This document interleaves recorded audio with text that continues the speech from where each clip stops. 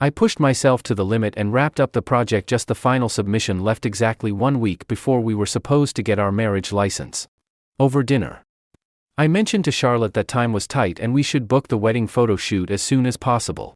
Charlotte swallowed a bite of the steak I'd cooked, then looked like something had just occurred to her. "Oh, I forgot to tell you. I already got married to Lucas." For a second, I thought I'd misheard. But she said it so casually. I didn't have a choice. Lucas's work hasn't been up to par since he joined the lab 6 months ago.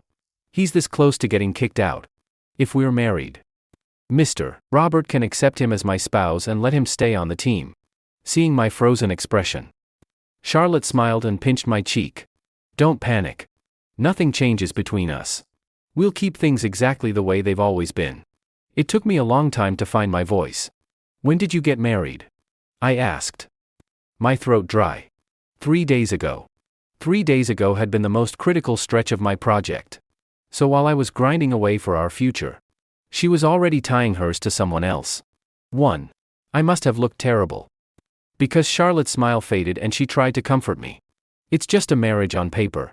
She took my hand, her expression earnest. "Once Lucas settles in at the lab, we'll find a reason to get divorced." I forced myself to calm down and listen to what she was saying. But my hands wouldn't stop shaking. 6 months ago, when she brought her senior lab mate Lucas into the lab, I'd had a bad feeling about it. His skills simply weren't at the level this lab required. Mr. Robert, the wealthy investor funding the lab, cared deeply about individual output. It would be obvious from the records. Someone like Lucas would get fired in no time. I didn't see the point of Charlotte making an exception to hire him. What I didn't expect was that she'd come up with such a creative workaround. Mr. Robert had a PPY marriage and preferred stable employees with family ties. Charlotte had used that to her advantage to keep Lucas on board. She'd said she'd take care of everything. This was how she decided to do it. I slowly pulled my hand away. "Keep things the way they've always been." I repeated quietly. "How am I supposed to do that?" "Be your side piece." Charlotte looked startled, then rushed to explain. "How could you say that? You're the one I actually want to spend my life with. This is just a temporary solution. Lucas has had it hard. Can't we just help him out this once? Lucas has had it hard. So my marriage has to be the price." No. It wasn't my marriage anymore. "I'm exhausted," I said wearily. "I need to rest. Sleep in the guest room tonight." Charlotte stared at me, then sighed. "I know you're upset. Maybe it's good if you cool off for a bit." The next day, I went to the lab as usual. I needed work to numb the pain. As I walked past the break room, I overheard a few researchers chatting. "Did you hear? The boss and Lucas got married. Lucas said so himself yesterday." "Wait. Seriously? I thought she was with Samuel. They've always been so close." Then came a scoff, sharp and cruel. "Samuel? Please. He's basically just her assistant. If he wasn't cozying up to the boss, there's no way someone with his background would get into a lab like ours. All he does is type code all day. Any intern could do that." "Fair enough. Lucas is her senior lab mate. Postdoc from a top school. He's obviously the better catch." I stood there silently. I didn't storm in to argue. Just then, Charlotte walked over from the other direction. She frowned when she heard the conversation inside. "All right. Back to work. All of you. If you've got time to gossip behind people's backs, go run a few more models." The group went quiet and scattered. That's when Charlotte noticed me standing nearby. A flicker of embarrassment crossed her face before she hurried over. "Don't let them get to you. They're just gossipy. No harm meant." I gave a bitter laugh. "I just wonder how long this gossip is gonna last." She looked annoyed. "What do you want me to do? We're all colleagues here. Am I supposed to yell at them over this? Or do you want me to tell everyone that the entire analysis system the lab uses was built by you? That you're the real backbone of this lab?" Her voice rose on that last line. Then she softened. "We agreed on this. Remember? You focus on the research behind the scenes. And I handle the presentations. The meetings. The awards." She was right. That had been our deal. I did the RD. She published the papers. Gave the talks. Collected the accolades. My name always ended up second or third author. But that arrangement had only made sense because I thought we were on the same team. Someone called Charlotte's name. She responded. Then turned back to me. All right. Stop moping. Get back to work soon. Okay. And with that, she hurried off. I stayed where I was, watching her back, and remembered the promises she'd made when I first joined the lab. I promise you'll be leading your own projects within 3 years. 5 years max. And you'll be second in command here. And don't worry about life, I'll take care of you. I'll make you breakfast every morning. Stay late with you when you work overtime. You'll never be alone. She hadn't even kept the first promise before she'd already shifted her attention to someone else. 2. Back at my desk. I zoned out for a while until my phone buzzed. It was an email alert from the paper submission system. Author information has been updated. This was the paper I'd spent 3 months working on day and night. My stomach dropped. I opened it immediately. The first author slot had been changed to Lucas. My name was buried at the end of the co-author list. My mind went blank. Nearly all the data analysis and model architecture in this paper relied on the newly upgraded analysis system I'd built. I'd pulled 3 months of overtime. Pulled countless all-nighters. Drank more Americanos than I could count. All for this. Once this project was done, I'd finally be eligible to apply for a national research grant on my own. But now Charlotte had handed my work to Lucas. I stood up and marched straight into her office, holding my phone out. Explain this. Why is Lucas the first author? Charlotte smiled and tried to calm me down. Is that really worth getting this upset about? Didn't I tell you yesterday? Lucas hasn't produced anything in 6 months. I figured giving him a first author paper in a top journal might boost his confidence. Once he's settled in here, I can divorce him sooner and be with you properly. I almost laughed in disbelief. Oh. So I should be thanking you for giving away the paper I poured my blood, sweat, and tears into. She frowned. Are you just overreacting because of the marriage thing? You've never cared about this stuff before. Do we really need to keep score between us? I didn't care before because I thought we were building a future together. But you're already married to someone else. What gives you the right to hand my life's work over to your husband? Charlotte actually smiled at that. There we go. You're just jealous. Don't worry. I'm definitely going to divorce him and be with you. Stop being petty. Okay. I took a breath, my voice going cold. I don't care if you get divorced or not. I just want my first authorship back. Her smile vanished. She rubbed her forehead. There's really nothing I can do this time. The submission deadline is tomorrow. I can't change it in the system anymore. Look. I promise you'll get first author next time. I'll even help you with that independent grant application. Okay. Just stop making a scene. I've got so much going on right now. I'm tired. I didn't say anything else. I turned and left her office. Not because I believed her next time. There was just no point in arguing anymore. Back at my desk, I opened my personal email. A job offer was sitting there, waiting. It was from Joanna, head of another top bioinformatics lab in the country and Charlotte's biggest rival. She'd tried to recruit me 3 times already, promising double the salary and my own team to lead. I'd have full control over the system I built. Every single time. I'd turned her down without hesitation for Charlotte. The last time, she'd ended her email by saying I could reach out anytime if I changed my mind. I'd changed my mind. Honestly. I had no one to blame but myself for how things turned out.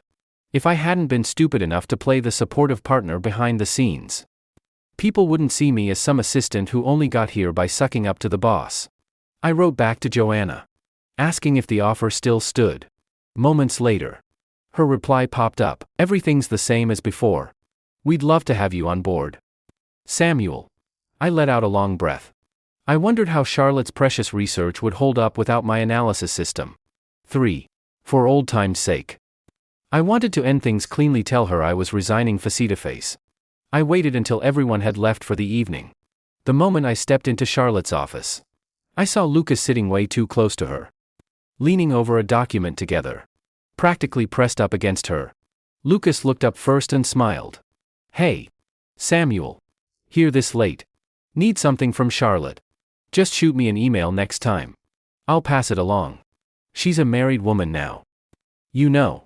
Doesn't look good if you keep coming to see her privately like this. I ignored him and looked at Charlotte with a dry smile. Marriage on paper. Huh. Charlotte practically jumped out of her chair.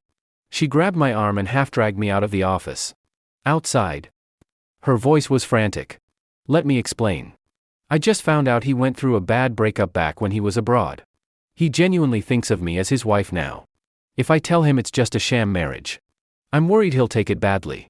Just give me some time. I'll fix this. No need. I said calmly. I came to tell you I'm resigning.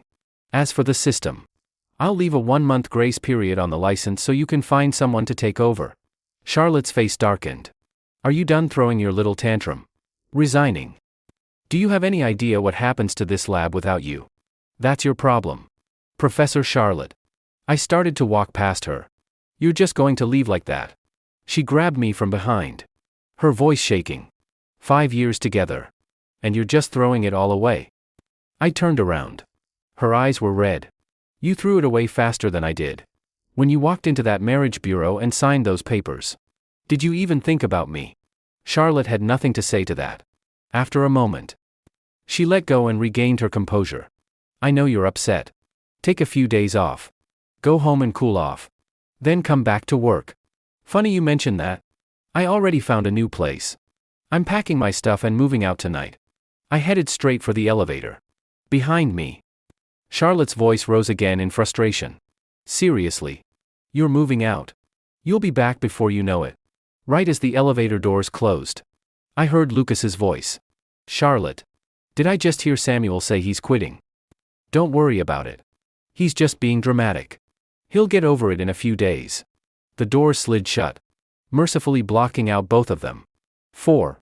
After resigning, I cut off contact with Charlotte and threw myself into onboarding with Joanna's team. Lucas, apparently, wasn't going to let me have my peace. He kept messaging me. Samuel, haven't seen you at the lab lately. Everyone misses you. Charlotte said something came up at home. Need any help? Don't be a stranger. I figured he'd stop after a few messages. So I ignored him. Turns out he was persistent. On the 3rd day, he dropped a bombshell. He sent a photo. It was Lucas. Shirtless. Eyes closed. Holding Charlotte tight in his arms. Her clothes were disheveled. They looked intimate. The picture was on my screen for less than 3 seconds before he quickly unsent it. Then came a voice message. His voice panicky. Oops. Samuel. I'm so sorry. Wrong chat. I meant to send that to my friend. My finger slipped. Don't read into it. Okay. Seriously. Honestly. It made me sick to my stomach. When I didn't respond, Lucas sent a wall of text. Samuel. I know you've been MIA because you're heartbroken. I get it. You and Charlotte were so close. And now she's suddenly married to me. Must be rough. Charlotte really is an amazing woman. Once I had gastroenteritis and called her. And she rushed over, immediately stayed with me at the hospital all night. Another time I was feeling down. And she canceled a super important academic meeting just to go shopping with me all afternoon. Women like her are rare. But don't lose hope. Samuel. You're a great guy. You'll find someone who's right for you. It gets better. I promise. Reading those words, memories I deliberately buried came flooding back. Stayed with him all night at the hospital. That must have been on my birthday. Charlotte said there was an emergency lab meeting and canceled our dinner plans. I sat alone with a cake and made a wish that night. Canceled an important meeting to go shopping with him. I remembered that one too. It was the premiere of a movie we'd been planning to see forever. She said she had a grant proposal deadline and told me to go alone. The seat next to me stayed empty the whole time. Now I finally knew. All those times she was busy. She was with Lucas. I was already done with Charlotte. But those memories still made me feel nauseous. Since everything with Joanna was set up, there was no reason to let them keep using my system. Charlotte always thought she was the heart of the lab. Surely, after 2 weeks, she'd figured out a solution by now. I blocked Lucas first. Then logged into the admin backend and revoked the lab's license entirely. Meanwhile, back at Charlotte's lab, a few researchers were chatting. Samuel's been gone for days. Think he bailed. Please. We've got Lucas now. He's way better. Charlotte overheard and frowned. Samuel took leave for a family matter. He'll be back soon. Mind your own work and stop gossiping. But she was starting to feel uneasy. She pulled out her phone and texted me. "You've had enough time to cool off. It's time to come back. People are starting to complain about you slacking off. I can cover for you for a couple more days. But after that, I can't save you." The message had barely sent when alarms started blaring across the laborer tones. One after another. Shrill and relentless. The knot in her stomach twisted into full-blown panic. "Zach." The lab tech yelped. "Boss. All the model interfaces are down. Every single data request is throwing errors." Charlotte looked up sharply at her screen. A single line of cold text stared back at her. She knew exactly what it meant and didn't even need to translate it. One word was enough to send ice through her veins. Pipeline connection failed. Zach was still panicking. "Stop panicking." Charlotte snapped. "Switch to the backup server." But the backup server showed the exact same thing. She rushed over and typed in a few commands herself. This time, a different message popped up. Someone leaned in, whispering in disbelief. "Authorization failed." How is that even possible? They scrambled through every backup node they had. But in the end, every screen was stuck on the same line. "User access has been revoked." 5. Everyone descended into chaos. Without that analysis system, all their expensive equipment and mountains of data were worthless. They couldn't even do basic data pre-processing, let alone analysis or modeling. Charlotte froze in front of her screen. When she came to, her face was ashen and she was trembling. Not with anger. It was only now hitting her genuine, cold terror. Samuel wasn't throwing a tantrum. He wasn't being dramatic. He was done. And he was taking everything he'd given her with him. She grabbed her phone, ready to beg him to restore the license. She could win him back later. But the text she'd just sent had a bright red exclamation mark next to it. Message was delivered but rejected by the recipient. She called me. "The number you have dialed is currently busy." Again and again she called. And every time she got the same cold automated message. She'd been blocked. Crash. Charlotte slammed her phone down on the desk, her face dark with rage. For the next 2 weeks, the lab was essentially half paralyzed. Nobody said it out loud. But a strange tension hung in the air. They were finally starting to realize who'd actually built the system they all depended on. Charlotte was swamped. Too busy to care about the gossip. Right now, she was cobbling together whatever data she could using old, outdated methods just to get through Mr. Roberts' routine inspection. She tried to reach Samuel, but every channel was blocked. She went to his friends, but they were cold to her and wouldn't say a word.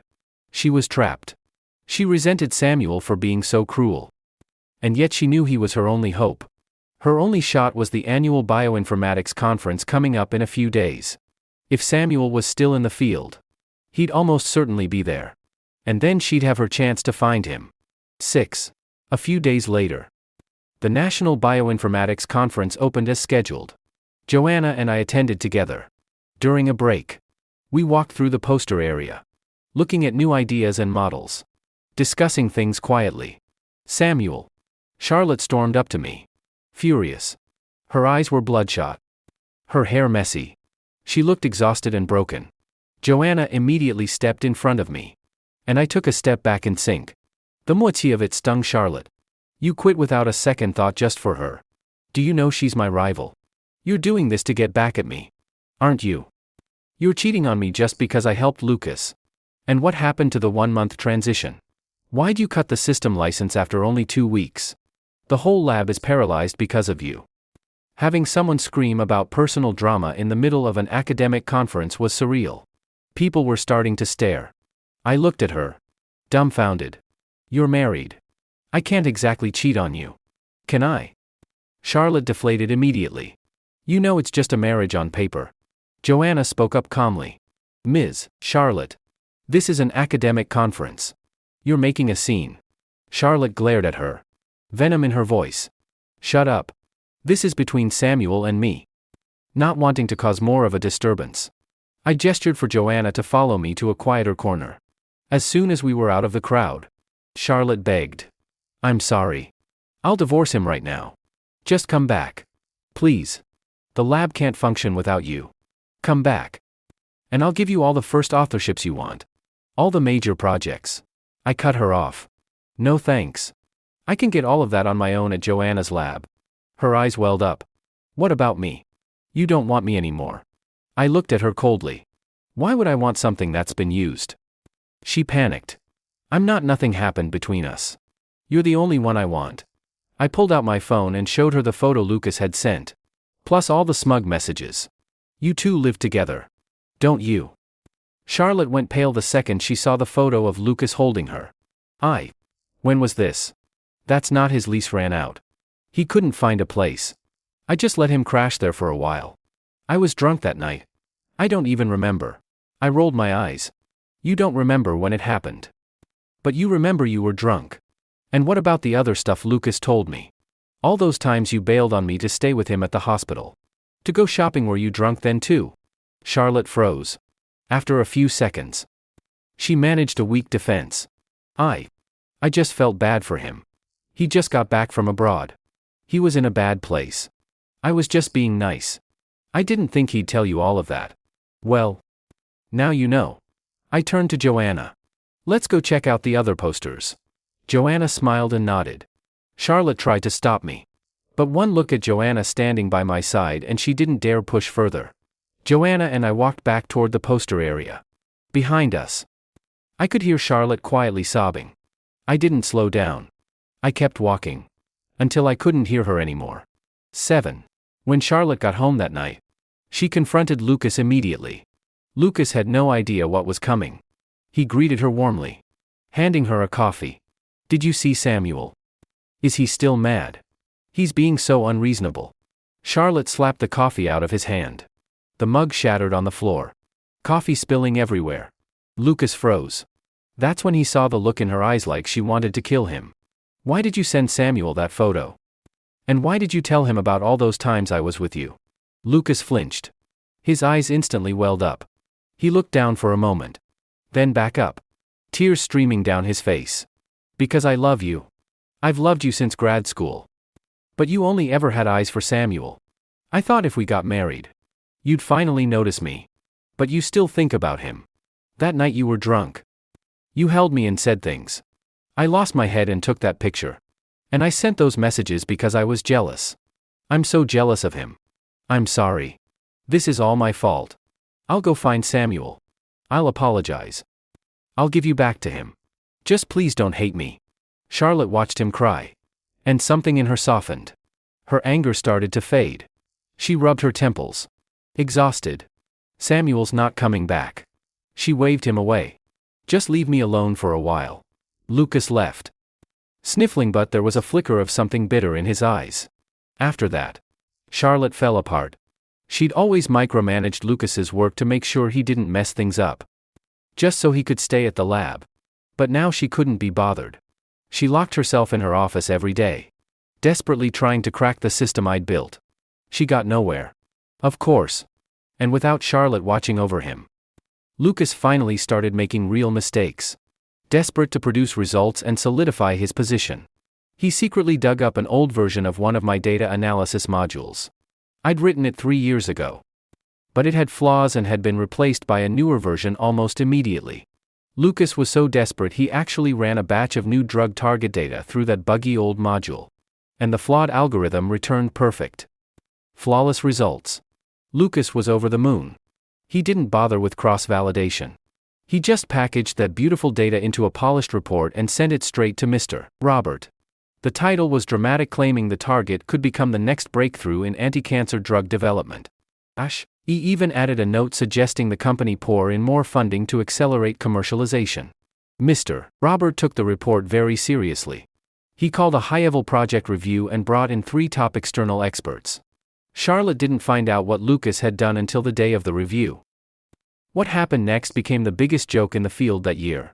The 3 experts spent 20 minutes reading the report before pointing out how absurd the data was. These effect sizes are too perfect. They look fabricated. Which version of the analysis module are you using?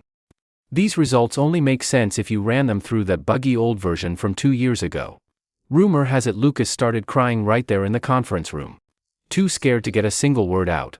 Charlotte sat through the whole thing with her eyes closed. Her face like thunder. Mr. Robert didn't lose his temper in the meeting. He just said, Dark-faced. All projects are suspended. I'm ordering a full audit of this lab. The audit results were damning. The core analysis system was gone. 5 out of 7 active projects were dead in the water. Every single set of data Lucas had touched had critical errors. Worst of all, Charlotte had twice lied to investors in progress meetings, covering up the fact that Samuel had left and the system was down. And the final nail in the coffin. He found out the marriage between Charlotte and Lucas was a sham, all just to trick him into letting Lucas stay. That crossed Mr. Roberts' line. He hated being lied to more than anything. Charlotte tried to plead her case, but his response was furious. Charlotte, I invested in your lab because you told me you had the best bioinformatics analysis system in the industry.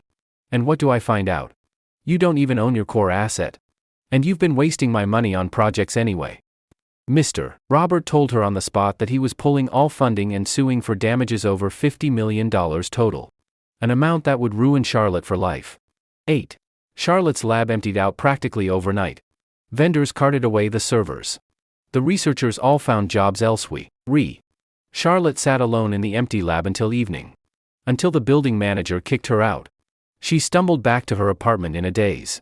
Before she went in, she heard Lucas on the phone with a friend. Yeah. Charlotte's lab is done. She owes $50 million. She'll never pay that off. I only married her because I thought the lab was going places. Figured I'd lock in a position and get some papers out of it. But then that bastard Samuel pulled the license. And everything fell apart. Charlotte stood outside the door, gripping her keys so tight her knuckles went white. Why won't she just agree to a divorce? It was fake from the start. Her debt has nothing to do with me. Gotta go. If I keep living here, she might change her mind and make me pay for it too. Charlotte slammed the door open. Lucas jumped when he saw it was her. His face went white. See, Charlotte. Let me explain. Charlotte smiled. It was worse than if she'd been crying. I gave up Samuel for you. Threw his love in the trash. And you're telling me you were just using me. Lucas started crying again, genuinely this time. Out of pure fear. Charlotte didn't hit him.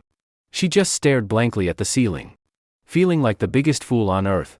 Lucas trembled, wanting to run but too scared to move. Time ticked by. The air got thicker and thicker.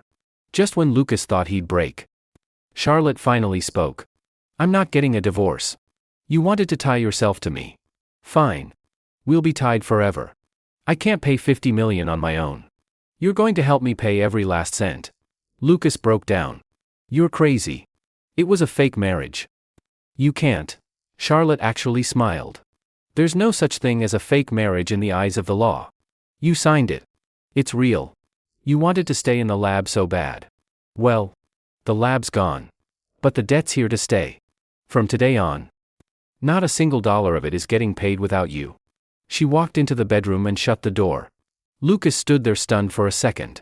Then grabbed his suitcase and scrambled for the door, twisting the handle desperately. It wouldn't budge. Charlotte had locked it when she came in. Lucas slowly slid down to the floor, sobbing into his hands. 9. Since joining Joanna's lab, everything had changed for the better. Joanna gave me complete freedom and respect. She never rushed me. Whenever I needed resources, she made it happen without hesitation. When I worked late, she'd order me food or bring me a coffee. Most importantly, she didn't try to keep me in the shadows the way Charlotte had. She never hesitated to give me credit where it was due, first authorship. Every time. 3 months later, we completed a major project, using an entirely new algorithmic model. We solved a problem that had plagued the field for years. The same research Charlotte's lab had dreamed of cracking but never could. We submitted the paper to Cell, the most prestigious journal in the world. It was accepted almost immediately. The reviewers didn't even ask for revisions. They called it one of the most important breakthroughs in bioinformatics in recent years. On the day it went online, I saw my name listed as first author. Honestly, since joining Joanna's lab, that had become pretty normal. But still, my chest swelled with pride. When the news hit home, the entire academic community was stunned. Meanwhile, in a rundown apartment in a low-income neighborhood, Charlotte saw the headline on her phone. She stared at it for a few seconds, then coughed up blood. Lucas, huddled nearby, flinched but said nothing. Charlotte didn't let him off the hook. She turned, grabbed him by the hair, and laughed a cruel, bitter sound. Happy now? If it wasn't for you, that honor would have been mine. I was so close. Lucas could only cry in fear. Say something. You bastard. You were so clever. Weren't you? Sending Samuel those photos on purpose. Driving him away. Happy now? Lucas begged her for a divorce. Begged her to let him go. Charlotte just laughed coldly and started hitting him with whatever was nearby. He took it for a while. Then finally snapped and fought back. They rolled around on the floor screaming at each other until they were both too exhausted to move. Too tired to do anything but hurl insults. At the end of it, Lucas's voice was raw. Fine. I'm sorry. Just let me go. Let's get divorced. Please. Charlotte laughed. Divorced? Not a chance. We're going to spend the rest of our lives making each other miserable. 10. A year later. I won the National Annual Science Innovation Award. I held the trophy in my hands and walked out of the ceremony hall. Joanna. Who'd come with me? Called my name. She stood facing me. Pulled a small velvet box from her pocket. And opened it. Inside was a beautiful diamond ring. My heart skipped a beat. To the cheers of our lab colleagues. Joanna spoke. A little nervous. Samuel. Our next project is going to be a long one. A lifetime. Actually, I'd like to formally invite you to be my copy on this project. What do you say? I looked at her nervous. Hopeful and smiled. I held out my hand. Yes. Hey there. Could you rate this story in the comments? Use a scale of 1 to 10. Please, I am begging you. It really means a lot to me. And if you like this kind of content, don't forget to hit follow.